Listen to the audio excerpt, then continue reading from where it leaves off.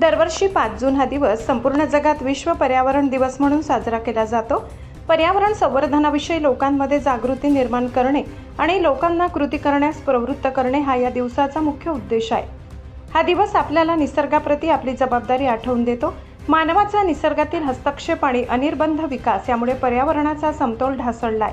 हा समतोल राखण्यासाठी प्रत्येकाने वैयक्तिक पातळीवर प्रयत्न करणे अत्यंत गरजेचे आहे। वाढते तापमान, प्रदूषण आणि घटणारी जैवविविधता या गंभीर समस्यावर लोकांमध्ये कृतीशील जागरूकता निर्माण व्हावी यासाठी आज पर्यावरण दिनानिमित्त भारतीय जनता पार्टीतर्फे वनावल गटातील जातोडा बोरगाव येथे वृक्षारोपण करण्यात आले।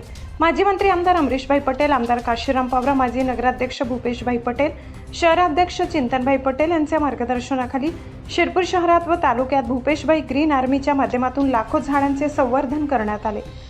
भाजपा ग्रामीण अध्यक्ष भरत पाटील, माजी पंचायत समिती उपसभापती जगतसिंग राजपूत, भाजपा ग्रामीण सरचिटणीस योगेंद्रसिंग सिसोदिया यांच्या शुभ हस्ते वृक्षारोपण करण्यात आले।